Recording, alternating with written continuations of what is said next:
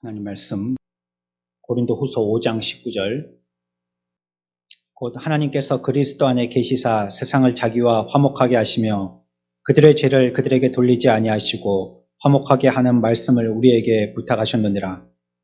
그러므로 우리가 그리스도를 대신하여 사신이 되어 하나님이 우리를 통하여 너희를 권면하시는 것 같이 그리스도를 대신하여 간청하노니 너희는 하나님과 화목하라. 하나님이 죄를 알지도 못하신 이를 우리를 대신하여 죄로 삼으신 것은 우리로 하여금 그 안에서 하나님의 의가 되게 하려 하심이라. 아멘. 25문입니다. 그리스도께서 어떻게 제사장의 직분을 행하십니까?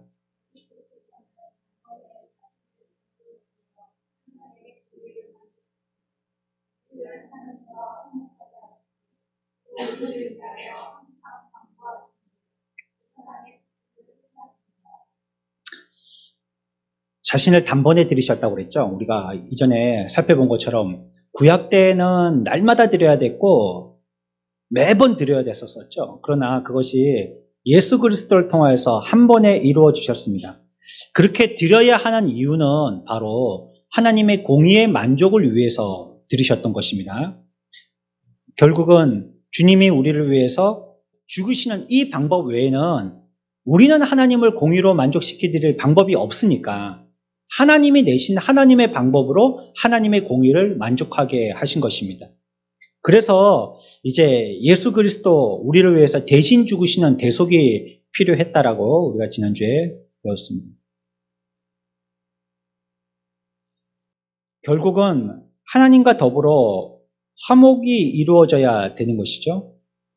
그렇지 않으면 그 상태가 계속되면요, 화목의 반대는 반목이죠.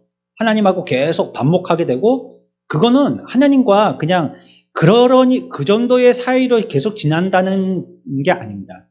하나님과 반목하게 된다는 것은 하나님과 원수가 된다는 걸 뜻합니다.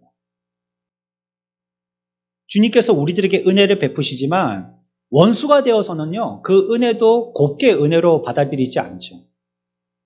우리가 북한에 대해서 무엇인가를 자꾸 제공하려고도 하고 또 어떤 때에는 기회를 만들어 주기도 하려고 하지만 그들이 그걸 그렇게 선하게 받아들이질 않고 또 미사일 쏘고 계속 협박하고 외교적인 어떤 방법 이런 게 통하지 않는 나라죠. 저 나라는. 저렇게 돼서 계속 주변에 있는 나라들을 더 긴장하게 만들고 오히려 그것으로서 자기의 목줄을 더 죄게 하는, 옥죄케 하는 악수를 계속 드는 건데요. 한쪽에서 아무리 선을 베풀려고 해도 반대쪽에서 그게 받아줄 만한 해야지 되는 거거든요. 그게 안 되면 선을 베푸는 게 아무 의미가 없어지는 거예요. 그냥 무의미해지는 거예요. 필요 없는 짓을 계속 하게 되는 거죠. 하나님과 더불어서 화목하게 한다 말씀하시고요. 그렇지 않으면 우리들은 끝없이 하나님과 반목하게 되어지고 원수가 되어지는 것이에요. 이스라엘 백성들이 하나님의 백성인데 그렇지만 그들이 죄를 지었을 때 하나님 앞에 나와서 하나님 앞에 부르짖고 회개합니다. 여러분, 회개는 여러분들이 한다고 무조건 그걸 다 하나님이 받아주시는 건 아니에요. 나는 뭔가를 하면 하나님은 당연히 그렇게 해주셔야지 이렇게 생각하는 거는 철없는 자식이 부모에게 대하는 태도입니다. 자녀들은 얼마든지 응석바지가 되고 때를 부려도 부모는 얼마든지 그걸 받을 수 있는 마음이 돼야 돼. 물론 부모의 입장에서는 그렇게 해야 되겠죠. 그렇지만 자녀가 그걸 당연하게 생각할 수는 없는 거예요. 우리들은 하나님의 당연한 백성이니까 이스라엘이라는 하나님이 핏줄로 말미암아 선택받은 백성이니까 우리는 기도하면 하나님이 당연하게 우리의 기도를 받아주시고 회개할 때마다 전에 아무리 없었던 것처럼 그냥 깨끗하게 우리를 이전보다 더 낫게 생각해 주셔야지. 이스라엘은 계속적으로 이걸 악용했어요. 그러니까 한번 징계를 받고 나서 정신을 차리고도 또 그렇게 하는 거예요. 또. 왜냐하면 또 긍휼과 은혜를 베풀어 주실 거거든요. 그래서 이사야 시대에는 하나님이 고개를 돌려버렸다고 그랬어요. 이제는 아무리 기도해도요, 하나님이 그 기도에 고개를 돌려서 쳐다보지를 않으시는 거예요. 그래서 우리도요, 회개할 때가 있는 거예요. 구원의 때가 있는 거예요. 그 때가 지나면요, 여러분들은 목 놓아 소리쳐도 하나님은 귀 막고 안 들으십니다. 그때에 돌아와야 돼요. 그때. 그 안에. 돌아온 둘째 아들도요, 그나마 잘한 거는 부모님이 기다리고 있을 때 돌아왔기 때문이에요. 우리는 자꾸 어떤 부분에서는 돌아온 둘째 아들 탕자 비유라고 얘기하죠. 그 얘기에서 아들의 포커스를 자꾸 맞추는데요. 사실은 그 얘기의 포인트는 아버지께 있는 겁니다. 아들에게 있는 게 아니고. 그래요. 아들이 그래 뭐 어떻든지 간에 돌아왔다 쳐요. 근데 아버지가 안 기다리고 이제 너는 내 자식 아니야 하고 문 걸어 잠그고 문전 박대하면 어떻게 할 거예요? 돌아온 게 아무 소용이 없는 겁니다. 아니면 아버지가 돌아가 버리셨어요. 죽었어요. 돌아봐 보니 용서를 누구에게 구해야 되는데 용서를 구할 사람이 없어요. 그러면 그게 돌아오나 소용이 없는 짓이죠. 그것처럼 우리가 하나님 앞에 회개한다 할 때는 하나님이 우리의 회개를 들어주실만 할 때 가야 돼요. 그래서 구원에는 때가 있다라고 말하는 거예요. 구원의 때가 있는 거예요. 아무 때나 가면 되는 게 아니에요. 오라 하라 누구든지 오라 뭐 병든 자 뭐 마음이 지친 자 아무 때나 오라 새벽부터 저녁까지 누구든지 오라 하지만 그러나 하나님이 그들에게 주신 시즌이 있어요. 그때에 와야 되는 거예요. 그때가 아니면 못 옵니다. 여러분들이 지금 보세요. 신체 건강하니까 그나마 다리라도 거동하니까 이 자리에 왔잖아요. 여러분들이 무슨 교통사고가 난다든지 어떻게 뭐 중병에 걸려서 병원에 입원했다든지 그러면 오고 싶어도 못 오는 거 아니에요? 아무리 애터해 보십시오. 올 수 있는가? 그때는 못 오는, 절대 못 오는 겁니다. 죽으면 더덥고 그렇고 죽으면 뭐 두말할 것도 없고 못 오는 거고. 그러니까 이스라엘 백성들의 교만은 하늘에 치솟았어요. 내가 기도만 하면 하나님은 그래 잘 왔다 이래 해주실 줄 알았단 말이에요. 근데 이사야 시대 때는요, 하나님이 아무리 회개를 해도 고개를 안 돌리는 거예요. 용서를 안 해주신, 그 기도를 들어주시질 않는 거예요. 그러니까 이스라엘 백성들은 더욱더 답답해서 하나님을 의심하기까지 됐습니다. 자기가 이와 같이 회개하고 돌아와야 할 때에 회개하고 돌아오지 못한 것에 대해서는 하나님 앞에 지금까지 나의 잘못을 두고 내가 깨닫고 죄송합니다. 내가 이렇게 했군요. 라고 하나님 앞에 용서를 구해야 되는데 그렇기보다는 이거 뭐야? 용서 안 해주시는 거야? 나한테 사랑해 주신다고 하고 용서해 주신다고 하고 그러더니 이거 아닐 수도 있겠네.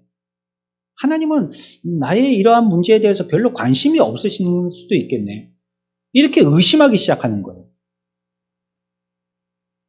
이렇게 자꾸 된다면 어떻게 될까요? 이렇게 되면. 그러면 엄마 못 가서 원수 되는 겁니다. 둘이 원수 되는 거예요. 그래서 하나님의 백성된 저와 여러분들이 항상 하나님의 백성이라는 타이틀을 붙이고 살려면요, 끊임없이 하나님과 원수되지 않아야 돼요. 다른 말로 하면 화목해야 된단 말이에요. 그래야지 하나님의 백성의 삶을 살 수 있습니다. 그것은 두 가지 면에서 같이 이루어져야 되는 것입니다. 여러분들이 이렇게 말씀드리면 어느 정도 힌트를 얻을 수 있겠지만요, 화목이라는 것은 한쪽 면으로 가지고는 되지 않는다 했잖아요. 두 쪽이 같이 돼야 된다고 그랬잖아요.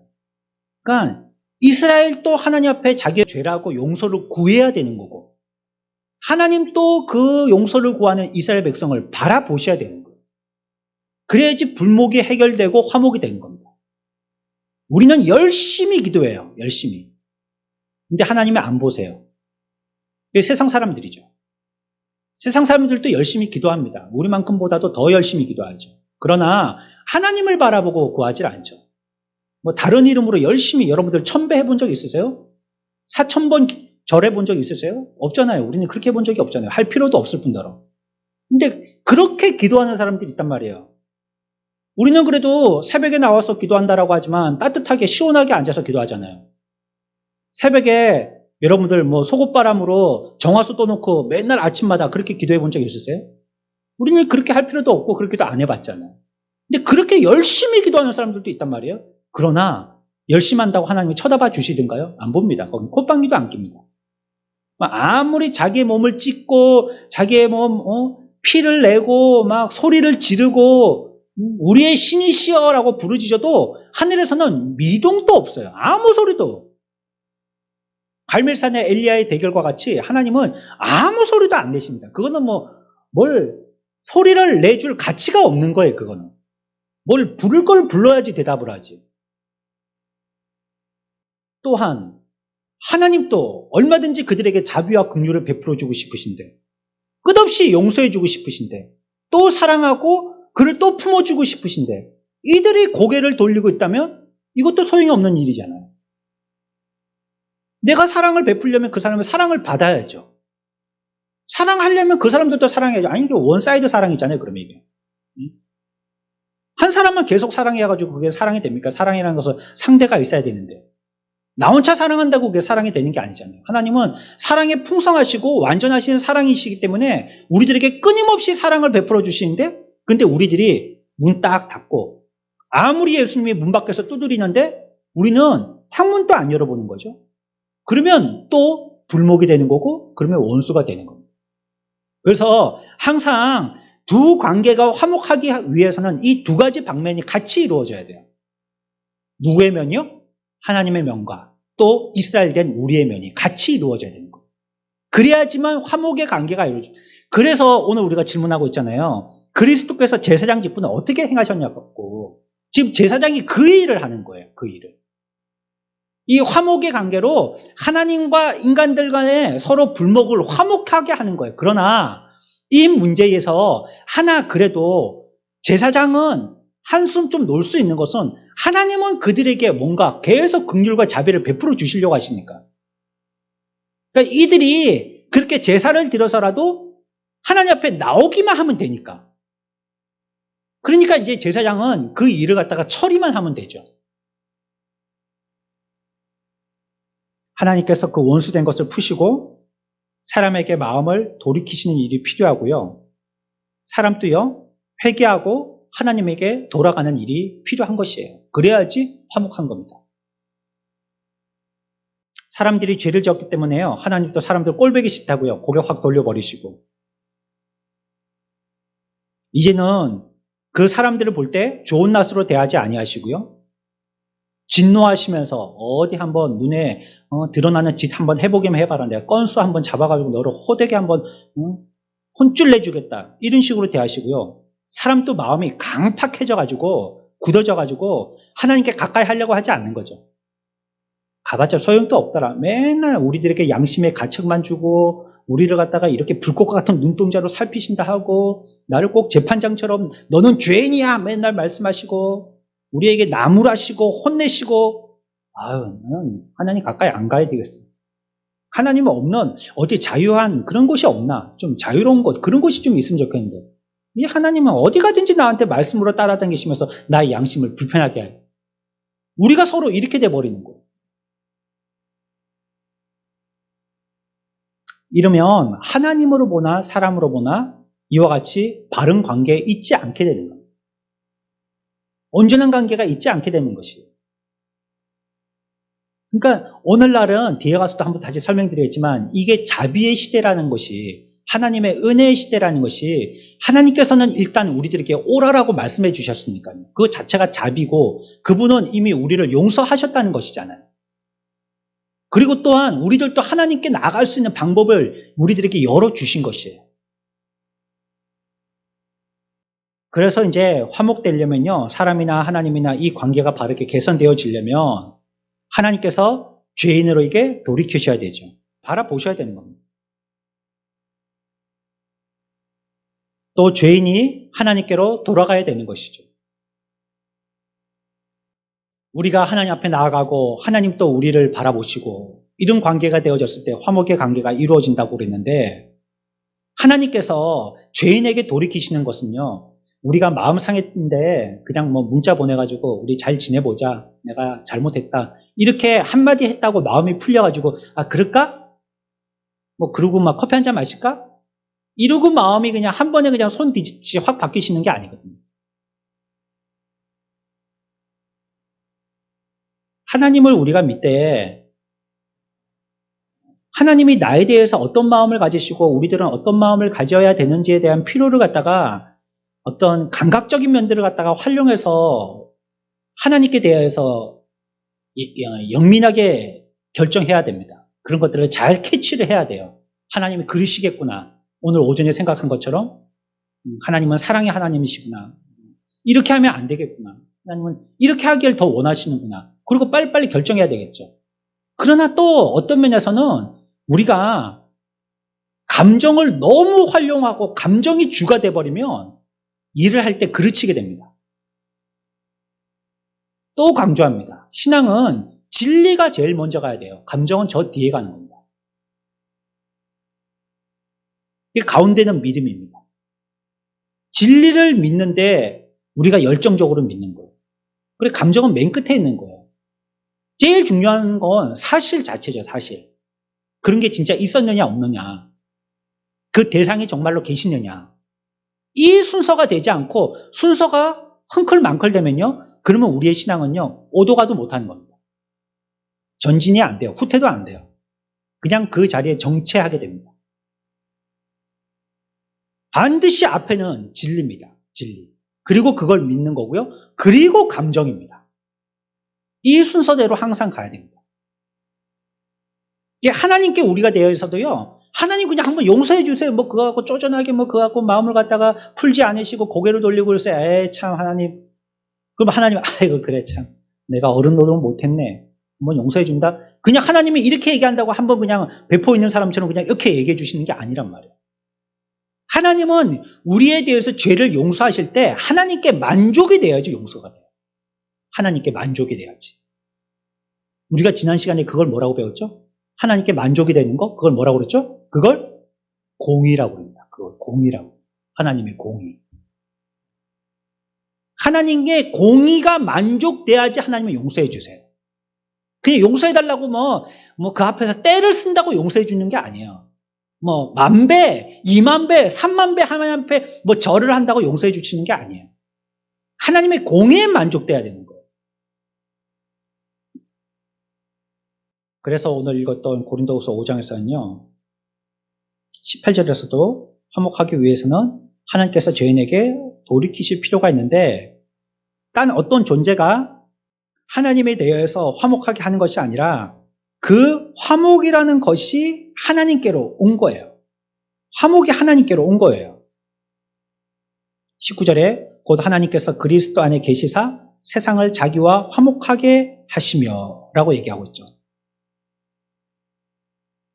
하나님이 스스로 화목하도록 애를 쓰셨다는 것이에요.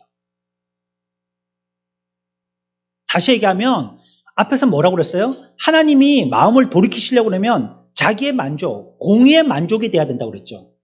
그러니까 여기에 19절에서처럼 하나님께서 사람들과 회개하여서 좋은 화목의 관계가 됐다는 것은 하나님이 만족하셨다는 말이거든요. 근데 그 만족을 뭐라고 그러냐면 자기와 화목하게 하나님께서 그리스도 안에 계시사 세상을 자기와 화목하게 하시며 이렇게 얘기했거든요. 그러니까 하나님께서 화목하셨다는 거예요. 그러니까 하나님이 하나님의 방법으로 자기 만족의 공의를 이루셨다 이 뜻입니다. 하나님이. 우리가 뭘 해서 된 게 아니라는 것이에요. 우리가 뭘 애쓰고 노력하고 뭐 그래가지고 하나님과 우리와의 관계가 화목되어지고 하나님이 용서해 주시고 그런 게 아니라는 거예요. 우리의 어떤 노력으로는 하나님의 공의를 만족할 수 없습니다. 그게 벌써 구약시대 때 제사로 판명이 됐잖아요. 아무리 제사 지내봤자 끝이 없었잖아요. 끝이 없었다는 건 무슨 뜻입니까? 계속 해야 된다는 거고요. 그거는 영원하지 않다는 거고요. 완전하지 않다는 뜻이에요. 그거는. 한 번으로 제사를 지내셨다는 말은 그건 영원하다는 거고 이것으로 끝났다는 거예요. 완전하다는 거예요. 그래서 한 번으로 끝내신 거죠. 근데 아무리 사람들이 노력을 해요. 애를 써요. 제사를 갖다가 10몇 번을 더 지내요. 근데 또 해야 돼요. 하고 나면 100번, 평생을 100번 지내도 또 해야 되는 거예요. 또. 그럼 얼만큼 해야 되냐? 죽을 때까지 해도 끝이 없는 거예요. 그러나 하나님이 하나님의 공의에 스스로 만족하셨기 때문에 우리에게 돌이키시는 거예요. 그냥 스스로가 그냥 마음을 갖다가 고쳐먹고 돌이키시는 게 아니라 그 공의에 만족하셨기 때문에 돌이키셨는데 그 만족은 스스로에게 만족이 되신 거예요. 스스로 내신 방법으로. 우리의 노력이 아닌 스스로가 만든 스스로의 방법으로 공의에 만족해서 우리들에게 돌이키셨다는 것입니다. 그러니까 구원은 절대적인 하나님의 은혜죠. 우리 노력이 아닙니다.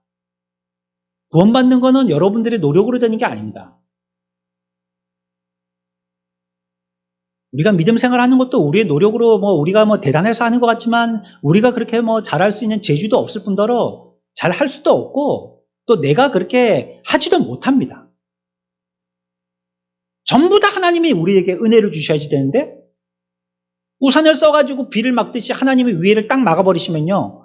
나한테는 한 방울도 안 떨어지는 거예요. 하나님의 은혜 주셔야지 돼요. 여러분들이 아무리 원망스럽고 불평스러운 일이 있어도 하나님이 우리들에게 끊임없이 은혜를 베풀어 줄 마음이 있으시고 지금 또 은혜를 베풀어 주시는 것에 대해서 기억하면 그것만으로도 감사해야 돼요. 내가 만족할 수 없는 결과를 지금 하나님이 이 어떤 일들로 통해서 나타내 보여주신다고 할지라도요. 내게 하나님이 은혜를 베풀어 주신다는 것, 그것 자체로 거기서 감사해야 되는 것이죠. 그러니까 그 공의를 갖다가 만족시키는 일을 하셨다고 성경은 지금 19절에서 얘기하고 있어요. 근데 그 하나님이 내신 스스로의 공의의 만족은 어떤 방법이셨냐면 19절에 뭐라고 그랬죠? 곧 하나님께서 어떻게 해요? 곧 하나님께서 어떻게 해요? 그리스도 안에서라는 거예요. 그러니까 어떤 방법이냐면 그리스도라는 방법으로 그렇게 하셨다는 겁니다. 그리스도라는 방법으로.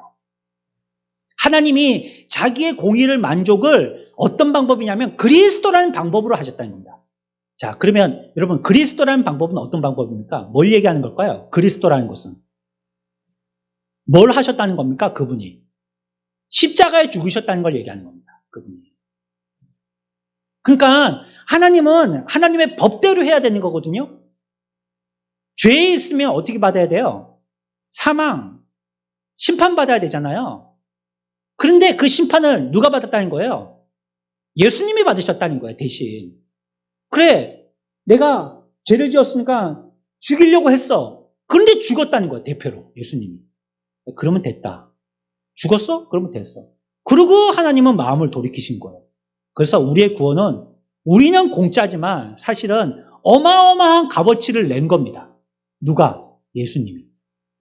우리는 공짜로 받았지만.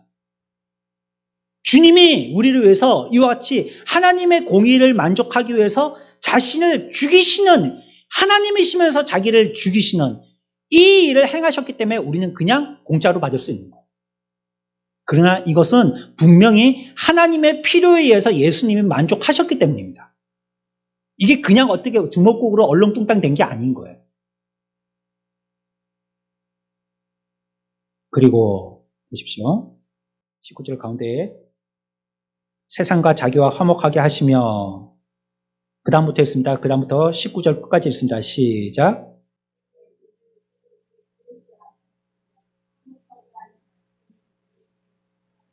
아멘. 이게 무슨 말씀이냐면 제일 처음에 제가 설명드렸던 그 말씀입니다. 양반 간에 같이 해야 된다고 그랬잖아요. 같이 있어야지 그게 화목이 된다 했잖아요. 이제 하나님은 예수 그리스도를 통해서 방법을 내셨잖아요. 그렇죠? 이제 방법이 났잖아요. 한쪽에서 우리들에게 러브콜 했단 말이에요. 그러면 이제 문제는 어디의 문제입니까? 하나님은 해결됐으니까요. 우리들의 문제거든요. 우리들의 문제. 우리가 하나님 앞에 나와서 예스라고 하면 되는 거예요. 예스라고. 주님께 나와서 예수라고만 하면 되는 거예요. 그래서 여기서 얘기할 때에 그들의 죄를 그들에게 돌리지 아니하시고 화목하게 하는 말씀을 우리에게 부탁하셨느니라.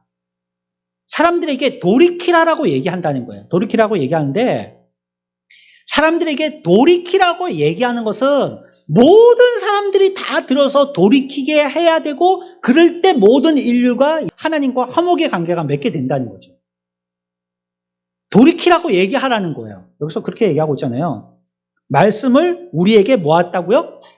부탁했다고요. 부탁했어. 그러니까 화목하게 하는 말씀을 우리들에게 부탁했다는 거예요. 하나님은 이미 알고 계시고 하셨으니까 우리들이 받은 사람들이든지 그 일을 알고 해결 난 사람들은 그 일을 또 하라고 우리에게 부탁했다는 거예요. 그게 뭘까요? 이게 뭘까요? 하나님은 해결하셨고요. 그리고 해결받은 몇몇 사람들에게 저 사람들에게 회개하라라고 얘기해라고 우리에게 부탁하셨다는 거예요. 그걸 뭘까요? 그게 전도입니다. 그래서 전도에는 이런 교리를 알 때 우리가 꼭 필요한 게 두 가지 요소가 있죠. 뭘까요? 그들이 뭐 해야 되죠? 돌아오려면? 회개해야 되죠. 회개해야 돌아올 거 아니에요. 지금 그걸 우리에게 부탁했댔잖아요. 너희들도 회개하고 돌아와. 이걸 하나님이 우리에게 부탁했댔잖아요. 그러니까 우리들도 가서 그걸 얘기해야 되는 거야. 회개하고 돌아오시오. 하나님이 그랬대요. 이렇게 얘기해야 되는 거죠. 우리가 그걸 얘기하는 거예요. 그러니까 당신들 예수 믿으면 복 받는다 말하기 전에 당신들 회개하고 돌아오시오. 이거 얘기해야 돼요. 먼저. 이거 얘기해야 된다는 거예요. 그리고 사람들에게 그걸 얘기하면서 그들에게 뭘 얘기하냐면요. 그래야지만 하나님과 화목할 수 있다. 이걸 얘기해야 됩니다. 회개하고 돌아와야지 하나님하고 화목할 수 있다. 이거 얘기해요. 이 문제가 해결되지 아니하면 다른 것은 주님께로 돌아왔다 할지라도 그 사람이 진심으로 돌아오지 않을 가능성도 많고 돌아왔지만 다시 물러날 가능성도 많습니다. 그러나 이 근본적인 문제가 해결되어진다면 혹시 그 사람의 균형을 잃고 조금 쓰러질지는 모르지만요. 다시 무릎을 세우고 일어날 수 있습니다.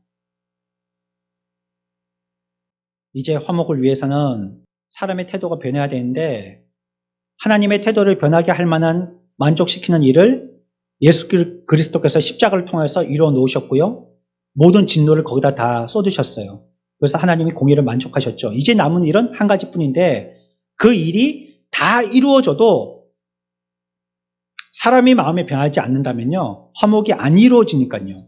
그래서 이제 가서 사람들로 회개하고 화목하게 하라고 그렇게 얘기하라고 부탁한 거예요. 사도들에게. 20절 봅시다. 20절입니다. 같이 읽습니다. 시작.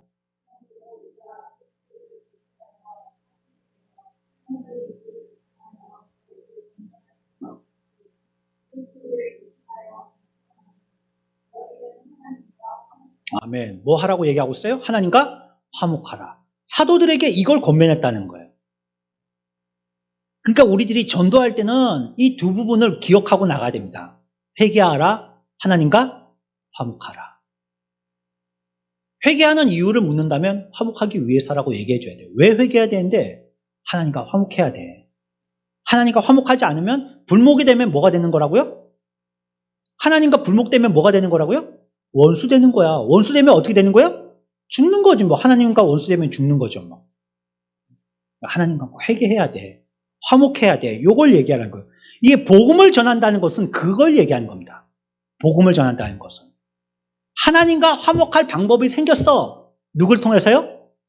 누굴 통해서요? 예수 그리스도를 통해서 생겼어. 그를 통해서 하나님의 공의는 만족했어. 그러니까 회개하고 돌아와. 이렇게 얘기하는 거예요. 전도는 이 교리적인 의미만 기억한다면 나가서 말할 게 무궁무진한 겁니다. 우리가 이 의미를 잘 깨닫지 못하니까 가서 얘기하는 게 그냥 세상적인 것 얘기하기가 쉽죠. 복 받는다, 병 낫는다, 출세한다, 소원 다 성취된다. 이거는 세상의 종교에서 얘기하는 거예요. 그냥 세상의 종교에서. 우리가 복음을 복음되게 전하지 않기 때문에 복음이 영광되지도 못하고 복음의 능력도 나타나지 않습니다. 복음은 복음으로서 인정하고 나아가서 전해야 되는데 내가 이 말하면 저 사람이 듣겠나 싶으니까 아예 그냥 말하지 않고 세상 말하거든요. 그러니까 복음도 액면대로의 능력을 나타내지를 못하는 거예요.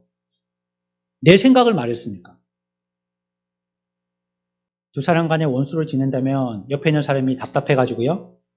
안 되겠다 하고 그 사람을 갖다가 부추겨서 좀 마음을 풀죠. 이렇게 했다면 이제 나머지 한 사람이 마음만 풀면 되는 거 아니겠어요? 하나님의 공의는 이미 예수 그리스도의 십자가로 만족되어서 이제 해결되어졌고요. 그 진리 위에서 회개하고 하나님께로 나오라. 그러면 용서하실 것이다 하는 이 확신을 가지고 사람들에게 나아가는 것입니다. 이렇게 해서 그리스도께서 제사장의 직분을 행하시는 것은 단번에 자신을 제물로 드려서 하나님의 공의를 만족시키셨고 하나님과 더불어 화목하게 하시는 두 가지 일을 다 하시는 것입니다. 또 우리를 위해서 항상 간구하시는 것이죠. 그래서 오늘 우리가 읽었던 25문에서는 그리스도께서 이와 같이 제사장의 직분을 행하셨다라고 우리에게 말씀하고 있는 것입니다. 마지막으로 문답 다시 한번 하고 마치겠습니다. 그리스도께서 어떻게 제사장의 직분을 행하셨습니까?